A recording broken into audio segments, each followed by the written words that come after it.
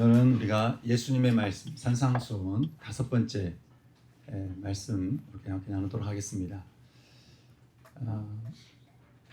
우리가 어떤 사람인가? 아니 우리가 어떤 사람으로 부름받았는가라고 하는 이런 질문이 있잖아요. 이런 질문을 우리 생각해 보면 이 생각해 보는 게 참 중요한데, 왜냐하면 이런 질문이 우리의 정체성을 말해주기 때문에 그렇습니다. 내가 누구인가? 나는 어떤 사람인가? 라고 하는 이 결정은 사실 우리가 태어나고 자라면서 우리가 결정이 되잖아요. 근데 그것이 뭐 긍정이든 부정이든 간에 그 정서는 우리의 평생을 좌우하게 되는데, 그런데 여기서 우리가 예수를 믿는 게 왜 중요한가를 생각해 볼 필요가 있는데요. 그것은 우리가 경험하면서 내렸던 나에 대한 그 정체성에 대한 이 정의가 예수를 믿은 다음부터 이게 다 뒤집는 일들이 일어나기 때문에 그렇습니다. 분명히 나는 이런 사람이라고 생각했는데 예수 믿고 나서부터 내가 전혀 다른 사람인 것을 보게 되는 것이죠. 우리가 아는 우리의 그 정체성이라고 하는 것은 우리가 자라난 환경에서 영향을 받잖아요. 하지만 성경은 우리에게 말을 합니다. 우리의 존재를 형성하는 우리의 영혼은 하나님의 창조물이요, 우리가 어떤 사람으로 태어났는가에 대해서 태어나기 전부터 하나님께서는 우리를 이미 정하셨다고 하는 거예요. 시편 139편 16절을 말합니다. 나의 형질이 이루어지기 전에 주의 눈이 나를 보셨으며 나를 위하여 정한 날이 하루도 되기 전에 주의 책에 나에 대해서 다 기록이 되었다는 거예요. 성도 여러분, 여러분은 여러분 자신을 어떤 사람이라고 생각하십니까?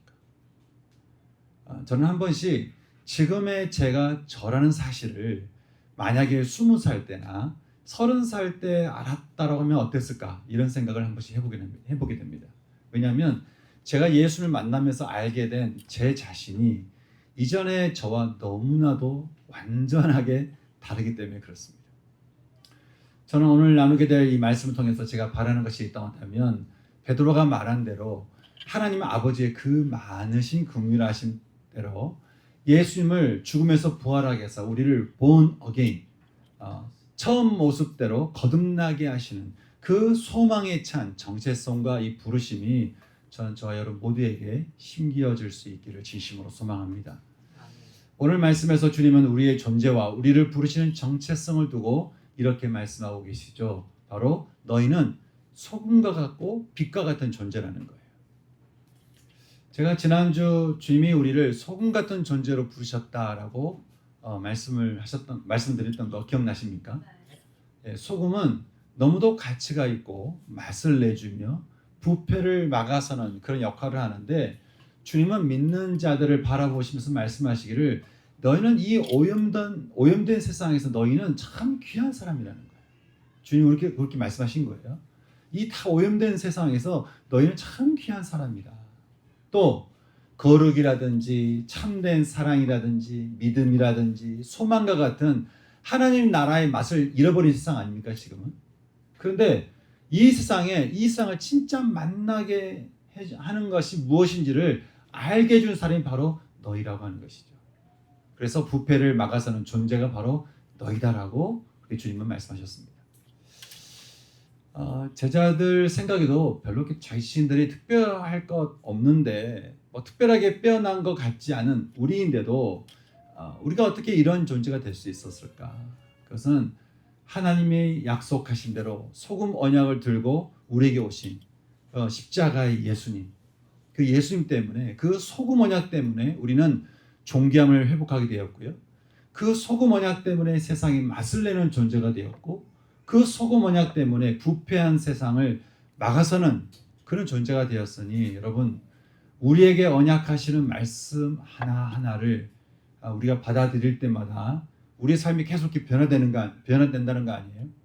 그 말씀을 우리가 받아들일 때마다 우리는 존귀하게 되고, 말씀을 받아들일 때마다 세상이 맛을 내는 존재가 되고, 세상의 그 소금 같은 언약의 말씀을 받아들일 때마다 부패한 세상을 막아서는 존재가 되니, 여러분 이 말씀이 우리 말씀 하나하나가 얼마나 우리에게 참 귀한 말씀이었습니까?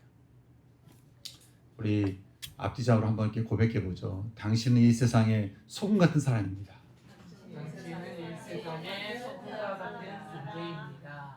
예. 믿으십니까? 네. 예. 저는 저와 여러분이 이 세상의 소금 같은 사람인 줄 믿습니다. 예.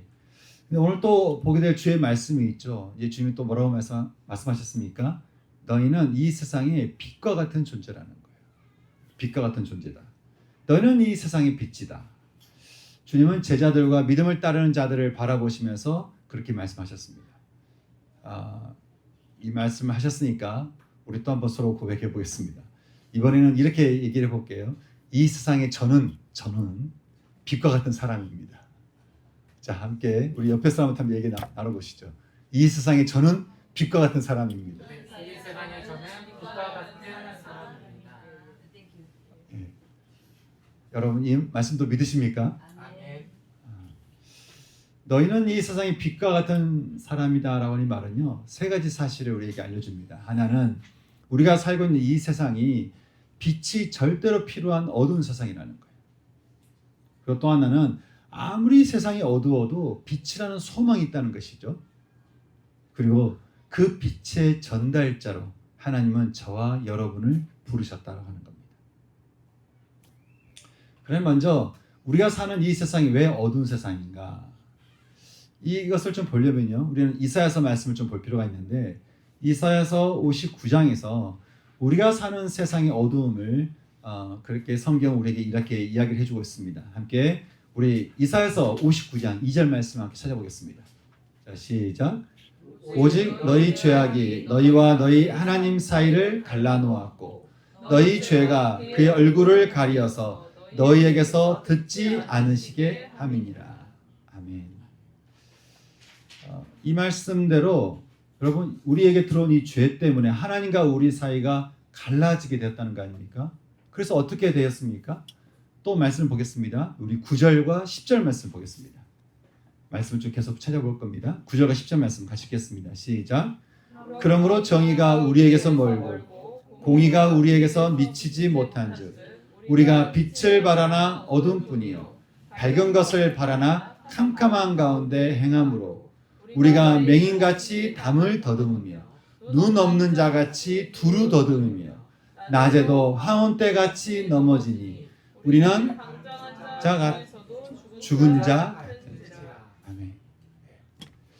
죄로 인해 하나님과 우리 사이가 갈라지니까 세상이 빛을 잃어버려서요, 다들 맹인처럼 살게 됐다는 거예요.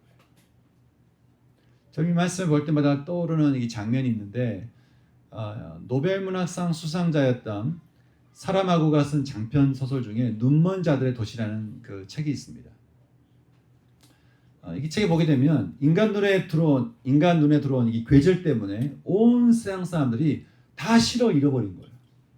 다 실어 잃어버려서 이제 앞이 보이지 않는 거죠. 근데 유일하게 괴절에 걸리지 않는 한 여성이 있는데, 이 여성의 눈에 비춰진 세상은 그야말로 암흑천지였고 무법천지였습니다.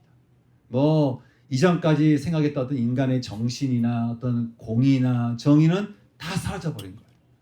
오직 딱 중요한 건 뭐냐면 육의 필요성만, 감각의 필요성만 중요한 세상이 된 것이죠. 그래서 마치 빛을 바라나 어둠뿐이고요, 밝은 것을 바라나 캄캄한 가운데 행할 따름이어서 맹인같이 다 담을 더듬으면서 눈 없는 자같이 두루 더듬으며 살지만 이게 살아있는 것 같은데 죽은 자같이 생명 없는 자의 삶을 살고 있는 모습을 보여주는 것입니다. 여러분, 지금 우리가 사는 세상이 그렇지 않을까? 제가요, 예수님 때문에 영적인 눈을 뜨고 보니까 그전에는 너무도 당연하게 여기면서 중요하게 여기던 것들이 아무것도 아닌 거예요. 그전에는 그게 정말 중요했던 것들이 있었거든요. 예를 들자면 제가 직장 생활하면서 저에게서 굉장히 중요했던 것은 인맥이었습니다. 그 인맥을 제가 중요하게 여기면서 모았던 그 명함집이 있거든요. 이건 저한테는 바이블과 같은 거여가지고 제가 어딜 가든 이걸 제일 먼저 챙겼단 말이죠. 근데 예수를 만나고 보니까 명함집에 꽂혀있던 그 수많은 명함보다 진짜 나에게 생명을 주는 그 이름은 이 명함이 아니라 예수님의 이름인 거예요. 그 어느 순간 내가 왜 이걸 그렇게 붙들고 있었지? 내가 왜 이것을 그렇게 중요하게 여겼지? 예수님의 이름 딱 만나고 보니까 이건 아무것도 아닌 거예요. 이전에는 내가 당연하게 여겼던 이 세상의 탐욕이라든지 교만이라든지 자랑이라든지 이런 것이 얼마나 헛되는지. 근데 또 재밌는 것은 제가 오랫동안 목회를 하면서 느낀 게 있습니다. 예수를 믿는다라고 하는 사람들 역시도 제가 이전에 그랬던 것처럼 생명의 복음을 바라면서도 정말 복음을 아는 사람들이 또 많지 않은 거예요. 왜냐하면 복음이 들어오려면 예수를 만나야 되잖아요. 그런데 사람들이 다들 예수님에 익숙해져 있는 것이 아니라 악에 익숙해져 있어요.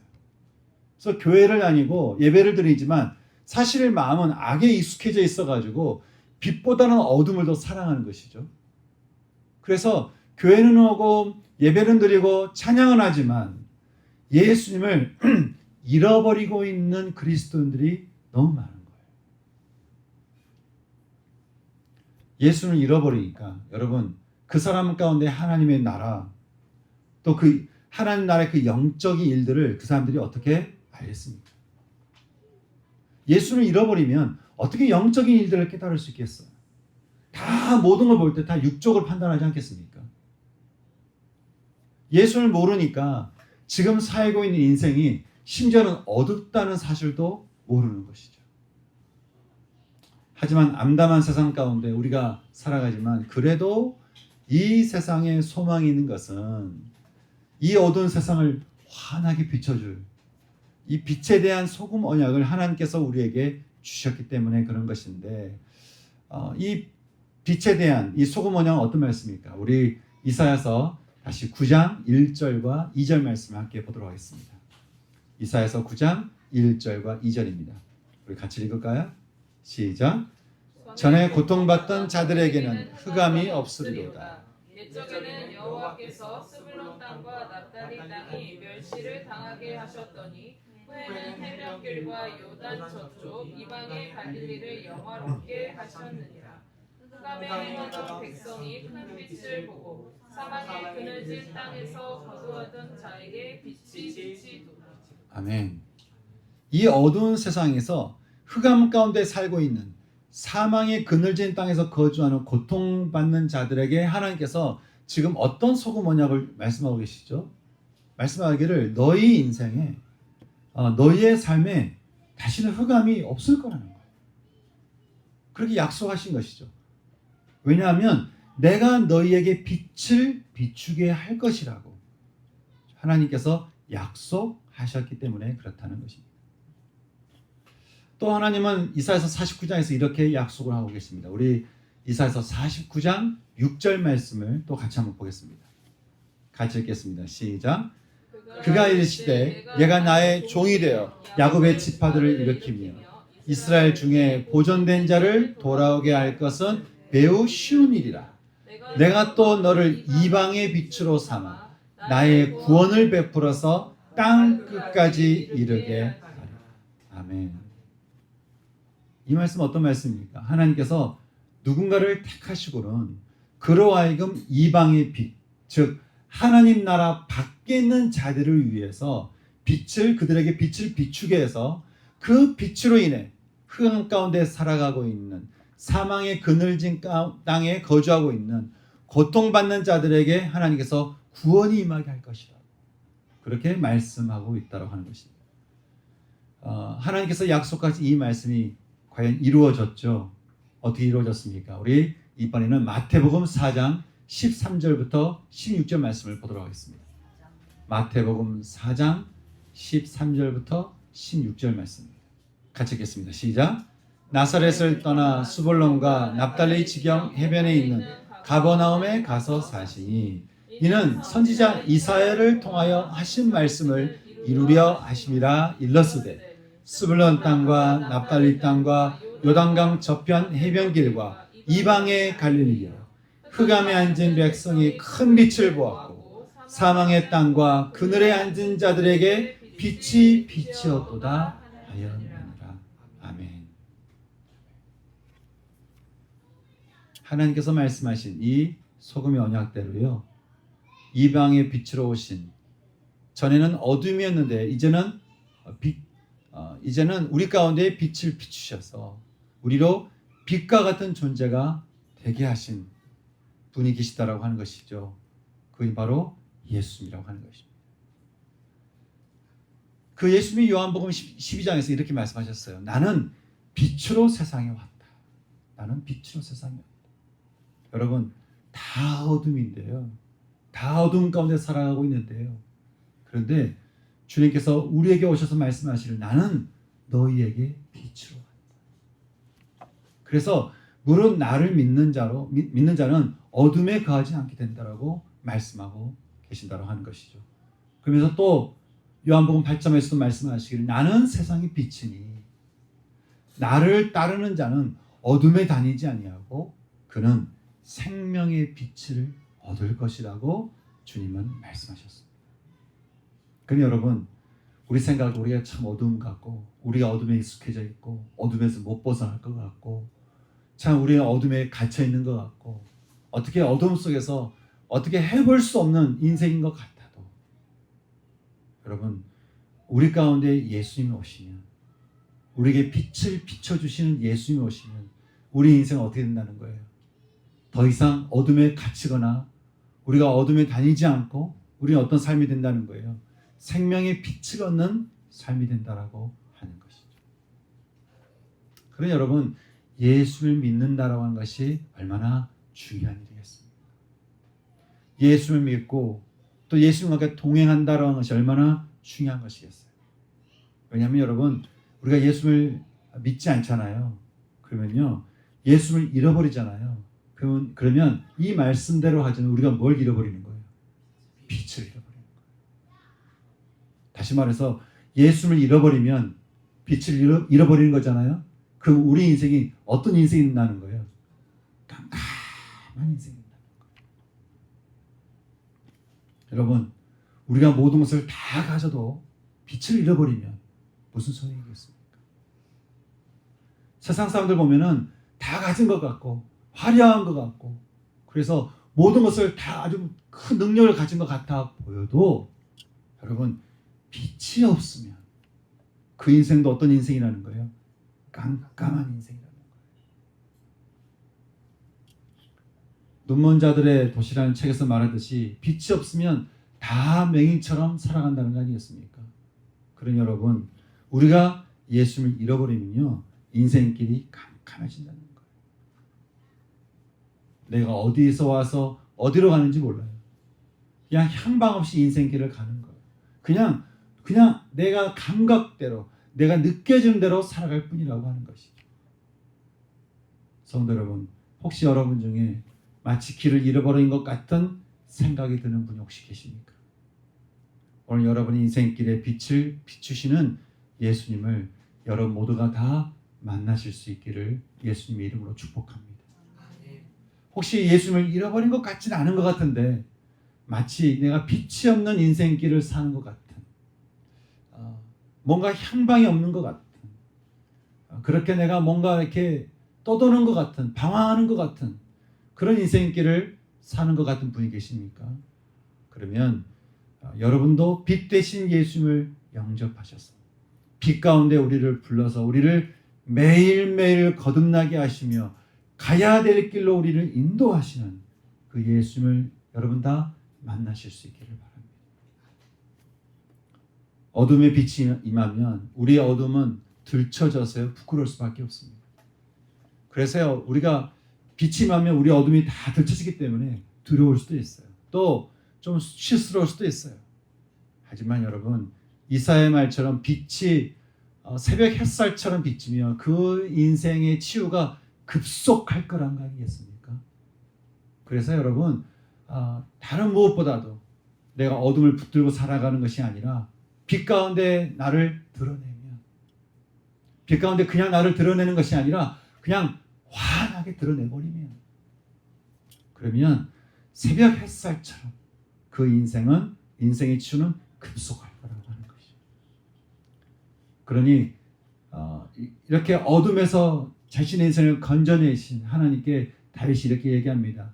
여호와는 나의 어둠에 빛을 비추시는 여호와는 나의 등불이십니다. 그러니 여호와여 내가 주님을 의뢰합니다. 사랑하는 성도 여러분, 저는 저와 여러분에게도 빛을 비추시며 회복하게 하시는 이 빛의 소금 언약이 저는 오늘 저와 여러분 모두에게도 다 비춰질 수 있기를, 환하게 비춰질 수 있기를 살아계신 예수님의 이름으로 축복합니다. 근데 여기서 우리가 또 한 가지 알아야 될 사실이 있습니다. 빛을 받아서 빛의 자녀들처럼 산다라고 하는 것은 우리가 이 세상에 살아야 되는 사명이 있다라고 하는 것이죠. 주님이 그렇게 말씀하셨습니다. 빛을 비출 때 등불을 켜서 말 아래 두지 않고 등경 위에 두나니 이러므로 집안 모든 사람에게 그 빛이 비춰지지 않겠냐라고 하는 것이죠. 그러니 이전에 어둠이었던 우리에게 주님이 빛을 비추셔서 그 십자가의 사랑으로 우리의 지치고 상한 마음을 위로하고 치유하며 우리의 어두운 영혼을 구원하셔서 우리로 하여금 하나님을 찬양하게 하신 것 같이 너희도 이제는 빛의 아들이 되어서 빛의 아들답게 주님이 우리에게 그렇게 하신 것처럼 너희도 빛을 비춰서 마음이 상한 자를 고치며 또 마음이 포로되고 갇히고 눌린 자에게 자유를 선포하며 눈이 먼 자들에게 다시 보게 함을 전파하라고 말씀하고 있다라고 하는 것입니다. 이것이 우리를 빛으로 불러 빛을 보게 하신 주님이 우리에게 주신 사명이라고 하는 것입니다. 그러면 이 사명자의 삶을 통해서 빛을 보게 된 자들도 역시 결국에는 하나님을 찬양하지 않게 되겠냐라고 하는 것이에요. 여러분은 여러분의 삶의 현장에서 얼마나 빛을 이렇게 발하고 있는 사명자의 삶을 여러분 살고 계십니까? 혹시 눈먼 자들의 도시처럼 오직 눈앞에 있는 즐거움과 유익에 스스로 포로되고 갇히며 눌려서 혹시 눈이 먼 채로 그렇게 살아가고 있지는 않으십니까? 아니 지금 내 코가 석자인데 내가 어떻게 이렇게 빛을 비추는 사명자로 내가 살겠냐고 혹시 그렇게 말할지도 모르겠습니다. 그래서요 주님께서 누가복음 8장에서 비슷한 비유를 들어서 이렇게 말씀하셨습니다. 아무도 등잔불을 켜서 그릇으로 덮어두거나 침대 아래 두지 않으니 이는 들어오는 사람이 그 빛을 보게 하려는 것인데 빛을 받았다라고 생각하는 사람, 그래서 비추시는 그 빛을 세상에 비추려고 하는 그런 사람은 내가 빛을 받았어요.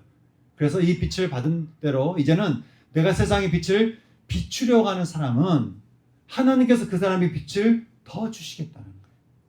그런데 내게는 빛이 없다고 여기면서 비추는 그 빛을 오히려 내가 거부하면서 오히려 맹인처럼 살려고 하는 사람들에게는 주님 말씀하시기를 그가 가지고 있다라고 생각하는 것조차 하나님께서 빼앗아 버리실 거라고 말씀한다는 거예요.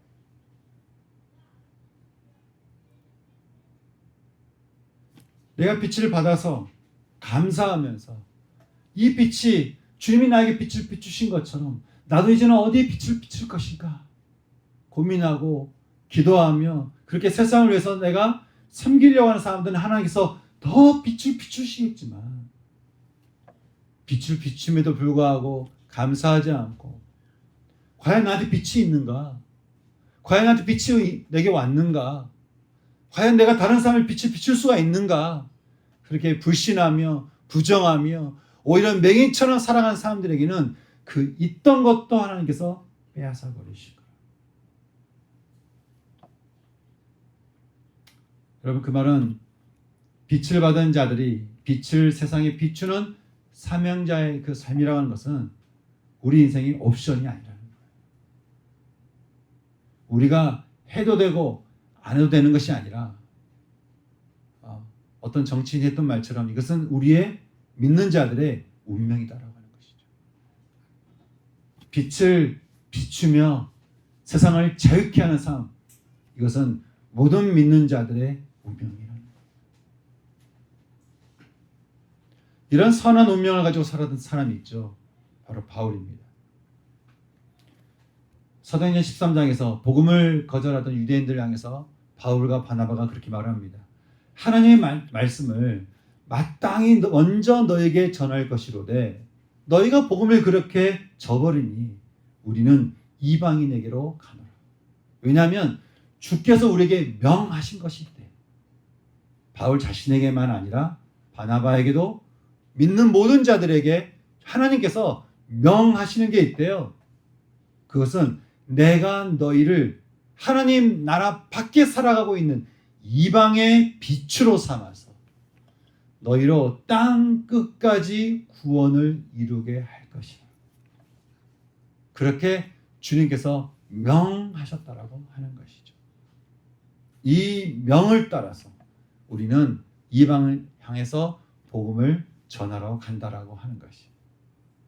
그렇게 바울과 바나바가 주님을 믿은 수많은 제자들과 또 제자들이 온 열방에 퍼져서 그렇게 복음을 전하게 되었으니 주님 말씀하셨습니다. 이 천국 복음이 모든 민족에게 증언되어서 온 세상에 전파되리니 그제서야 이 세상의 끝이 오리라. 끝이 오리라. 우리는 빛을 받아서 나를 위해서 하려고 합니다. 그래서 오직 그냥 나 혼자 나를 위해서 그렇게 살려고 하는데 주님 말씀하시기를 내가 너에게 빛을 주는 것은 너가 자유케 된과 동시에 너를 통해서 너를 만나는 사람들 온 열방에 이르기까지 사람들이 그 빛을 통해 그들도 회복되었어. 온 세상에 하나님 나라가 임하게 하는 것, 이것이 하나님의 뜻이요. 이 모든 것을 전하고 난 다음에 하나님께서 어떻게 하신다는 거예요? 끝이 오는데 이 온 세상이 완전한 그때는 하나님 나라가 임하게 할 것이다. 그렇게 주님이 말씀하셨다고 하는 것입니다. 그러니 여러분, 이 세상 끝날 때까지 빛을 받은 자의 사명은 멈출 수 없고 또 멈춰서도 안 된다고 하는 것이죠. 그래서 에베소서 5장 8절에서 바울은 말합니다. 너희가 전에는 어둠이든 이제는 주 안에서, 그 말은 빛 되시는 그 주님의 그 빛 안에서 너희는 빛이라는 거예요. 그러니까 너희가 빛이 아니라 주 안에서, 빛 되시는 그 주님의 빛 안에서 너희는 빛이라는 거예요. 그러니 어떻게 살라는 거예요? 빛의 자녀답게 살라는 거예요. 그러니 우리는 다시 이 빛에 대한 주님의 말씀을 귀를 기울일 필요가 있습니다. 누가복음 16장에서 주님이 말씀하시기를 누구든지 또 등불을 켜서 구석진 곳에 두거나 바가지로 덮어두지 않고 오히려 등잔대 위에 올려두나니, 지금 주님이 비슷한 비유의 말씀 여러 번 하신 거예요. 위에 올려두나니 이는 들어오는 사람들이 그 빛을 보게 하려 함이라. 그러나 너희는 너의 속에 있는 빛이 혹시 어두워지지 않았는가를 자세히 살펴라. 너희는 너의 속에 빛이 어둡지 않은지를 너의 마음을 살펴라. 아니, 너희 속에 혹시 그 빛을, 너가 혹시 빛을 잃어버리지는 않았는지를 잘 살피라는 거예요. 처음 예수 믿었을 때 들어왔던 그 환했던 그 빛, 이제는 마치 빛을 잃어버린 것처럼, 아니 빛이 이렇게 깜빡깜빡거리는 것처럼 혹시 그러지는 않는지, 아니면 혹시 빛이 며칠 동안은 비추지 않아서 마치 이렇게 정전된 집처럼 그렇게 살고 있지는 않는지 너희의 마음을 살피라는 거예요.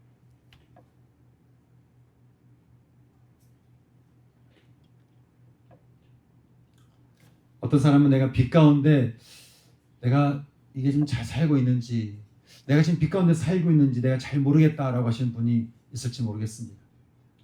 그런 사람을 위해서 사도 요한이 또 했던 말이 있어요. 요한일서 2장에서 말하기를 이렇게 말하는 것이죠. 만약 너희가 빛 가운데 있다라고 말하면서 형제를 미워하고 있으면 그것은 어둠에 있는 자요. 형제를 미워하는 자는 어둠이 그의 눈을 가리고 있으니 그는 어둠 속에서 어둠 속을 걷고 있으니 그는 자기들이 지금 어디로 가는지를 알지 못하고 있다라고 이야기를 하고 있는 것이에요. 여러분 혹시 여러분 가운데 누군가를 미워하는 마음이 있으십니까? 여러분의 입술에서 누군가를 미워하는 언어를 내시면서 누군가에 대해서 판단하고 정죄하고 미워하고 분노하고 적개심을 가지고 그런 마음이 여러분 가운데 있으십니까? 그래서 그런 마음 때문에 오히려 빛을 밀어내고 있는 분이 혹시 여러분 가운데 계십니까? 만약 그렇다고 한다면 이 시간 우리를 완전하게 사랑하시는, 완전하게 용서하시는, 우리가 어떠하든 간에 우리를 완전하게 수용하고 계시는 빛 대신 예수님을 영접하셔서 주님이 여러분의 마음을, 여러분의 속사람을, 여러분의 그 묶임들을, 여러분의 그 죄됨을 풀어주셨던 것처럼 여러분도 여러분의 마음의 모든 묶여있는 사람들을 다 풀어주셔서 여러분 자신도 자유할 수 있기를 진심으로 소망합니다. 이것이 바로 이 어두운 세상에서 살아가는 빛된 자녀의 삶이라고 하는 것이죠. 사랑하는 성도 여러분, 이 어두운 세상의 빛을 우리가 전달해야 될 것이 얼마나 많은지 모릅니다. 주님께서 우리의 마음을 환하게 비춰주신 것처럼 이 빛이 필요한 영역들이 얼마나 많은지 모릅니다. 예수를 믿는다라고 말하지만 예수를 잃어버린 사람들에게도 가서 예수를 전해야 되는 것이죠. 예수를 잘 몰라서 그 영혼이 완전히 깜깜해져 있는, 그래서 본인이 깜깜한지도 모르는 사람에게 우리가 또 가서 당신의 삶의 빛이 비칠 수 있다. 우리가 그 사람에게도 전할 수도 있어야 된다고 하는 것이죠. 여러분, 우리 주변에 그 빛이 필요한 사람들이 얼마나 많이 있을까요? 혹시 여러분에게 이렇게 알려주신 분들이 있으십니까? 보게 하신 분이 있으십니까? 아니 혹시 여러분이 그냥 지나친 분이 혹시 있지는 않으십니까? 저는 주님께서 빛 가운데로 오신 이 빛을 우리 가운데 환하게 다시 받았어요. 우리가 다시 빛으로 충만하여서 이제는 이 빛을 온 세상에 함께 나눌 수 있는 그런 인생이 저와 여러분 모두의 인생이 될 수 있기를 진심으로 소원하는 것입니다. 제가 상담을 하면서도 또 이런저런 사람과 교제하면서 참 드는 마음이 있어요. 제가 상담하는 사람들은 대부분 예수 믿는 사람들입니다. 근데 아이러니한 건 다 예수를 잃어버린 사람들이에요. 어떤 분이 또 오셔서 이런저런 얘기를 합니다. 분노의 얘기를 합니다. 어떤 분은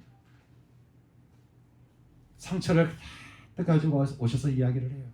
그래서 속엔 상처를 다 벌써 우시면서 얘기합니다.